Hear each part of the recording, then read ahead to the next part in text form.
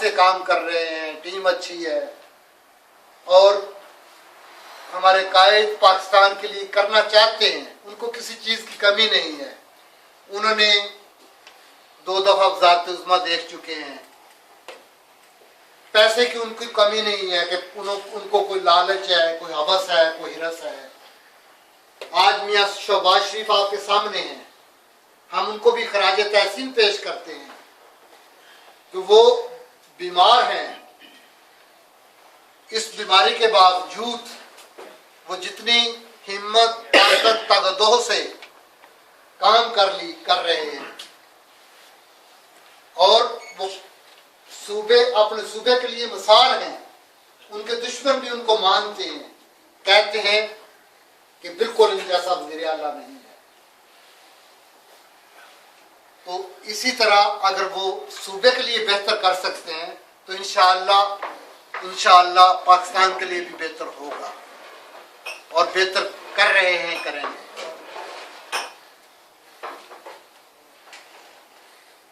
हम सब पाकिस्तान के साथ जुड़े हुए हैं।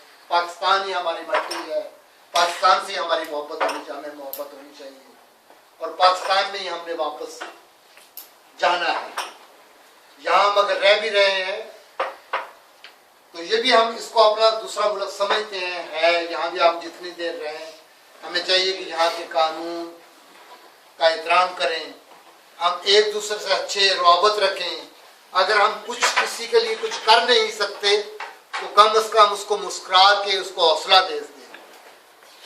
अगर हम हौसला दें तो फिर भी उसकी जो है वो कुछ ना कुछ दिल को खुशी मिल सकती है, बजाय कि हम उसको और उसकी हिम्मत को लूज करें। मेरा हाल काफ़ी टाइम जो है ले चुका हूँ। मैं अभी चाहता हूँ कि पाकिस्तान मुस्लिम लीग नून यूथ विंग उसका हमारे सदर साहब की इजाज़त से, चेयरमैन साहब की इजाज़त से, दोस्तों की इजाज़त से तो ये ऐलान करेंगे यूथ विंग का और उसके बाद एंड पे सदर साहब अपने ख्यालात का ऐलान करेंगे। मैं इन्हीं ख्यालात के साथ बहुत शुक्रिया। जैसा कि हमने आज से 4 महीने पहले अज़म उठाया था कि पाकिस्तान मुस्लिम लीग नून की यूथ विंग की जितनी भी कलियाँ इधर बिखरी हुई हैं, सबको इकट्ठा करके एक गुलदस्ता बनाना है। तो आज उसकी पहली सीढ़ी है कि बार्सिलोना में मुस्लिम लीग नून यूथ विंग के नौजवानों को लॉन्च करने के लिए, और इसमें कोई हर्ज नहीं था कि अगर आप भी कर देते तो, क्योंकि ये तो यूथ विंग आपकी है, पार्टी की है, तो इसमें president youth wing Barcelona city Chaudhary Naeem launch करते हैं और सीनियर नायब सदर अरफान भट्ट साहब, जनरल सेक्रेटरी जो है पाकिस्तान मुस्लिम लीग नून यूथ विंग सिटी बार्सिलोना के बाबर साहब हैं, और इसके साथ जो नायब सदर है वो चौधरी साजिद साहब हैं, और ज्वाइंट सेक्रेटरी जो है वो बिलाल साहब हैं। तो कुछ मसरूफियत की वजह से कुछ दोस्त नहीं आए, तो इंशाअल्लाह ताला उनको भी आगाह कर दिया जाएगा कि कोई नायब सदर है, कुछ ऐसे कोई ज्वाइंट सेक्रेटरी है, जो उनका बाद में किया जाएगा। तो इसलिए, और मैं इस चीज़ का शुक्रगुजार हूँ इन लोगों का कि जिन्होंने इतनी मोहब्बत की है और मजबूत काम करने के लिए हर दम हमारे साथ तावन किया है। और मैं अपने दोस्तों को, नईम साहब को जो प्रेसिडेंट है, और भट्ट साहब को, और जितने भी हमारे अहदेदारान जो हमने लॉन्च किए हैं, उनसे ये उम्मीद करता हूँ कि वो इंशाअल्लाह ताला पाकिस्तान मुस्लिम लीग नून को मजबूत करेंगे और पाकिस्तान मुस्लिम लीग नून के साथ शाना बिशाना चलेंगे। और मियाँ साहब का जो विजन है, मियाँ साहब की जो मंशूर है, वो हर बंदे तक पहुँचाएंगे। तो इंशाअल्लाह बिस्मिल्लाहिर्रहमानिर्रहीम, अस्सलामु अलैकुम। मैं अपनी तरफ से, अपनी तमाम पार्टी की तरफ से, पूरी टीम की तरफ से, मुस्लिम लीग नून स्पेन मर्कजी पार्टी की तरफ से सब आए मेहमानों को दिल की अथाह गहराइयों से खुशामदीद कहता हूँ। सब दोस्तों भाइयों बुजुर्गों का मशहूर हूँ कि जो अपने कीमती टाइम से टाइम निकाल कर यहाँ आए। मैं अपने कश्मीरी भाइयों को का भी शुक्रिया अदा करता हूँ, राजा गुलफराज साहब और उनकी टीम को, कि उन्होंने यहाँ भरपूर तरीके से शिरकत की और इस प्रोग्राम 12 अक्टूबर को अपना ही प्रोग्राम समझा। उनके भी कायद, मुस्लिम लीग के कायद तो मियां नवाज शरीफ हैं, उनके भी वो ही हैं, हमारे भी हैं। तो जब हम ये कहते हैं कि कश्मीर बनेगा पाकिस्तान, तो ये हमारे भाई हैं, इसमें फिर दूसरी बात तो नहीं। तो इन भाइयों का भी मैं बहुत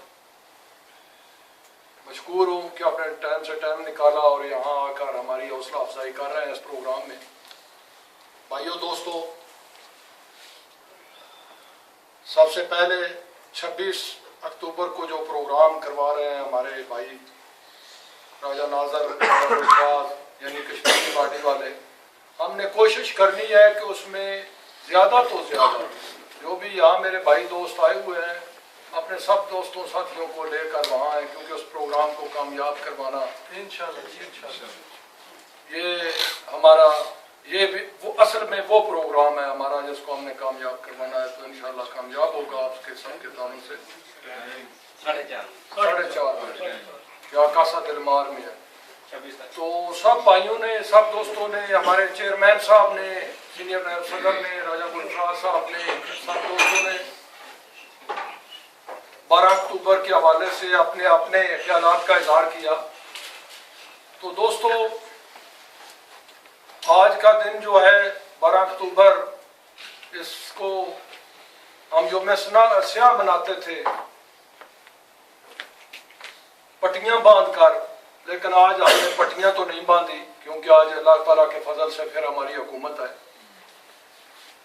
देखो, राइट और रॉन्ग इसमें बहुत फर्क होता है।